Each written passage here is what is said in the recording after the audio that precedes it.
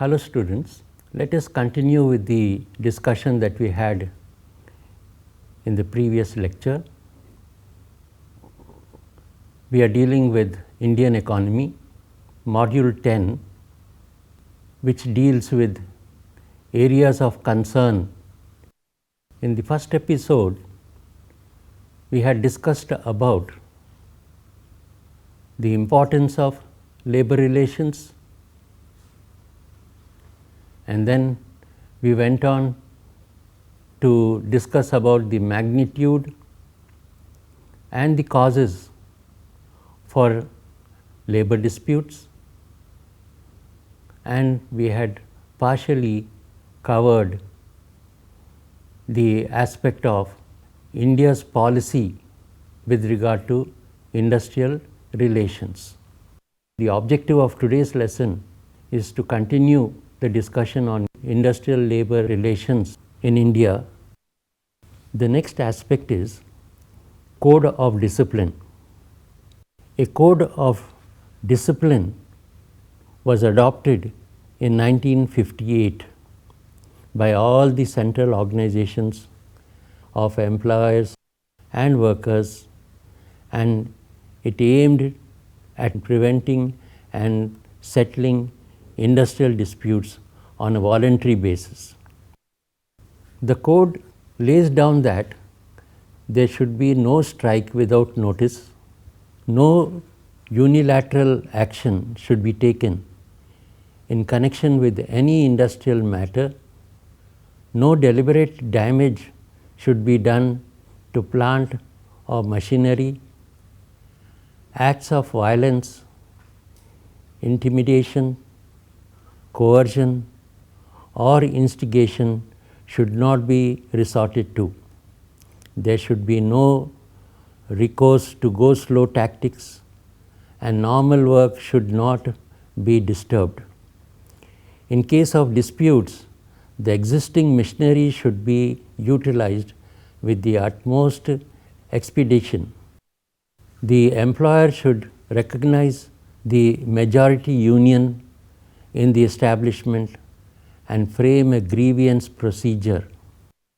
The management should take prompt action for the settlement of grievances and should implement the awards and agreements speedily, etc. Next, we will discuss about the Industrial Truce Resolution 1962. The Code of Discipline was strengthened by the Industrial Truce Resolution adopted in November 1962 by the central organizations of employers and workers. It laid down that there would be no interruption or slowing down of production. On the other hand, production will be maximized and defense efforts promoted in all possible ways. A standing committee was set up in August 1963 to review the working of the truce resolution. This has since been merged with the Central Implementation Evaluation Committee. So let us try to now see what are the other measures that the government has taken up in order to improve labor relations in the country. The first one, regulation of wages. The payment of wages is governed by the Payment of Wage Act 1936. A Minimum Wage Act 1948 as amended from time to time, and the Payment of Wage Act 1936 was enacted with a view to ensure that wages payable to employed persons covered by the Act are disbursed by the employer within the prescribed time limit, and that no deductions other than those authorized by law were made. The Act covered only those workers whose wages were below 1600 per month. However, with effect from November 9, 2005, the Payment of Wages Amendment Act 2005 was put into effect, which raised the ceiling from 1,600 per month to 6,500 per month, and this ceiling was raised further to 10,000 in August 2007. The Minimum Wage Act 1948 provides for fixation, review, revision and enforcement of minimum wages by the central government and the state governments in respect to scheduled employment in their respective jurisdictions. There are 45 scheduled employments in the central share, whereas the number of these employments in the state sphere is 1596. To protect the wages against inflation, the government introduced Variable Diurnus Allowance VDA, which is linked to Consumer Price Index. The VDA is revised every 6 months. So far, 26 states and union territories have already adopted VDA as part of minimum wage. In the absence of a uniform national minimum wage, the concept of national floor level minimum wage was mooted by the central government in 1996 based on the recommendations of the National Commission on Rural Labour in 1991 and subsequent increase in the price level. It was last revised to rupees 80 per day from September 1, 2007. Now let us take the next point, Industrial Employment Standing Orders. Model rules were framed by the government under the Industrial Employment Standing Orders Act 1948 for adoption by the industrial establishments employing 100 or more workers to ensure industrial peace. Amendments to the Act were made in 1961-63. The central government, by notification on May 19, 1982, extended the Act to all industrial establishments under the control of the government, for which it is the appropriate government, and all mines between 50 or more but less than 100 workers are employed. The next measure that the government took up was equal remuneration for equal work. Equal Remuneration Act 1976 provides for payment of equal remuneration to men and women workers for the same work or work of similar nature, and for the prevention of discrimination against women in matters of employment. The provisions of the Act have been extended to all employments. Trade unionism is the next aspect. Trade Union Act was passed in 1926. It provides for registration of trade unions of workers in certain respects. It defines the law relating to registered trade unions. It confers legal and corporate status on registered trade unions. Prior to amendment in January 2002, the Act allowed for 7 or more members of a trade union to apply for registration of their union. After the amendment, only such trade union can be registered which has at least 10% or 100, whichever is less, members. In no case a union shall be registered without a minimum strength of 7 members. The 10 important central trade union organizations in India are Indian National Trade Union Congress, INTUC. Number 2, All India Trade Union Congress, AITUC. Number 3, Hind Mazdoor Sabha, HMS. Number 4, United Trade Union Congress, UTUC. Then Center of Indian Trade Unions, CITU. Number 5, Bharatiya Mazdoor Sangh, BMS. Number 7, United Trade Union Congress, UTUC, LS. Number 8, National Front of Industrial Trade Unions, NFITU. Number 9, Hind Mazdoor Kisan Panchayat. And 10th, Indian Confederation of Labour. So now we will take up the next aspect of Social Security Act. As we know, workers not only need salaries and bonuses and other perks to motivate them to work, but also after they have worked, after the terminal year, after they retire, they need certain securities, which is known as social security. Therefore, this aspect also is a very important aspect. Social security in India. Taken in its widest sense, social security means security of the whole society. The concept is so wide that it encompasses all activities of mankind in all spheres of human life.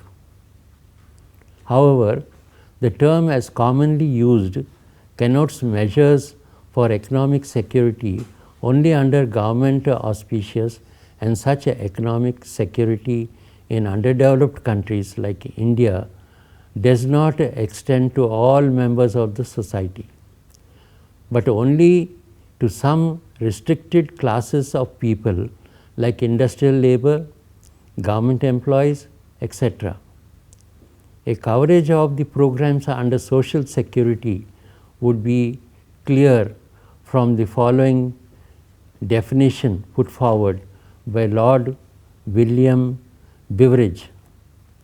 The term social security is used to denote the security of an income to take the place of earnings when they are interrupted by unemployment, sickness, or accident, to provide for retirement through age, and to provide for loss of support by the death of another person, to meet an exceptional expenditure such as those concerned with birth, death, and marriage.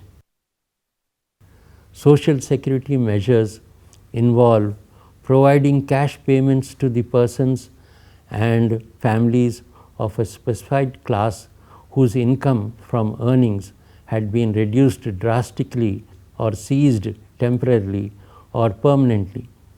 Number 2, providing medical benefits and medical care to persons in the specified class in the event of sickness, maternity, etc. And number 3, providing cash payments in the form of stipends, pensions, etc. to the dependents of an employee in the event of his death. Now let us try to understand some of the social security legislations in India. As we know that this is also a very important aspect. The welfare of workers has to be made sure of. So any economy can prosper when the workers feel that their present and future are secured and they will give their best. So let us try to see how this important aspect has been addressed to in our economy. Social security measures are usually divided into the following 2 categories. Number 1, social insurance, and number 2, social assistance.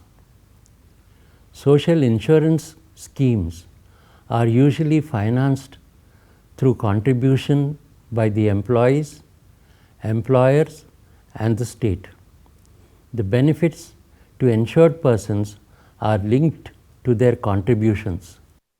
Social assistance schemes seek to provide assistance to the poor and needy persons. They are not linked to the contributions made by the persons and are financed from the general revenues of the state. The important social security legislations in India are briefly discussed now. Workmen's Compensation Act 1923.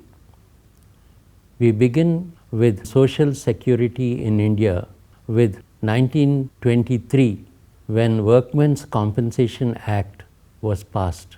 The act covers only workmen in factories and provides for the payment of compensation to them and their families in the case of industrial accidents and of certain occupational diseases which arise out of and in the course of employment and resulting in the death or disablement.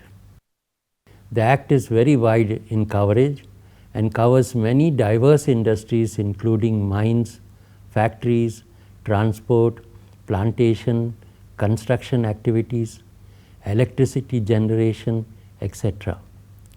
But certain specified categories like members of the armed forces are excluded. The government can include any class of persons employed. In any other hazardous occupation also this can be done. However, the Act does not apply to those industries or factories where Employees State Insurance Act 1948 is in operation. Prior to the Amendment Act of 1984, the term workman covered only persons employed on wages not exceeding rupees 1,000 per month. However, the WC Amendment Act 1984 has done away with the salary restriction, and thus any person who is employed in any capacity stipulated in the Schedule 2 will be included in the definition irrespective of the wage drawn by him or her. Minimum rate of compensation of permanent disablement and death have been fixed at rupees 1,40,000 and rupees 1,20,000 respectively. Maximum amount of permanent total disablement and death can go up to rupees 10.97 lakhs and rupees 9.14 lakhs respectively, depending on age and wages of the workmen. Next is Maternity Benefit Act 1961. The Maternity Benefit Act 1961 regulates the employment of women in certain establishments for certain period before and after childbirth, 6 weeks before and 6 weeks after confinement. It provides for maternity and other benefits. The Act also provides that no pregnant woman shall, on request, be made by her, be required by her employer to do any arduous work 1 month before her expected delivery. The Act applies to mines, factories, circus, industry plantations, shops and establishments employing 10 or more persons except the employees who are covered under the Employees State Insurance Act 1948. It can be extended to other establishments by the state governments. There is no wage limit for coverage under the Act. Now let us try to understand about the Employees State Insurance Act 1948. The most important step in the field of social security was taken in 1948 when Employees State Insurance Act ESI Act was passed. The Act is applicable to non-seasonal factories using power and employing 10 or more persons, or non-power using factories employing 20 or more persons. The Act is being gradually extended by the state government to new classes of establishments, namely shops, hotels, restaurants, cinemas, including preview theatres, road motor transport undertakings and newspaper establishments. The Act covers employees drawing wages not exceeding 10,000 per month with effect from October 18, 2006. Persons of armed forces are not covered in the ESI scheme. Benefits under ESI scheme. Let us look at what are some of the benefits that people get under this scheme. The ESI has its own fund known as ESI fund. It is utilized for payment of cash benefits to insured persons, provision for medical benefits under the scheme, establishment of hospitals, dispensaries, etc. The ESI Act provides the following 6 major types of benefits to the insured persons: medical benefit, sickness benefit, disablement benefit, maternity benefit, dependent benefit, and funeral benefit. As far as medical benefit is concerned, it involves free and complete medical care to all insured persons and their families. The person seeking such a medical benefit gets free consultation and dispensation, etc. During indoor medical treatment, food is supplied free of cost. As on March 2009, so there are 148 ESI hospitals, 42 annexes with 27,739 beds and 1,398 dispensaries under the scheme. The scheme of sickness benefit provides for periodical cash payments to the insured persons in the event of his certified sickness. The benefit is payable for a maximum period of 91 days in any 2 consecutive benefit periods. However, in certain long-drawn diseases, this period can further be extended. Maternity benefit is payable to all insured women employees for a period of 12 weeks, 6 weeks before and 6 weeks after the death of confinement. Disablement benefit is payable to an employee who suffers an injury resulting into disablement, whether permanent or temporary, or who suffers from an occupational disease. The worker is paid for the period for which he is unable to work, but if the period is less than 3 days, no benefit is paid. In the case of permanent disablement, the payment is made for lifetime and its rate is determined in proportion to the degree of disablement as decided by the medical board.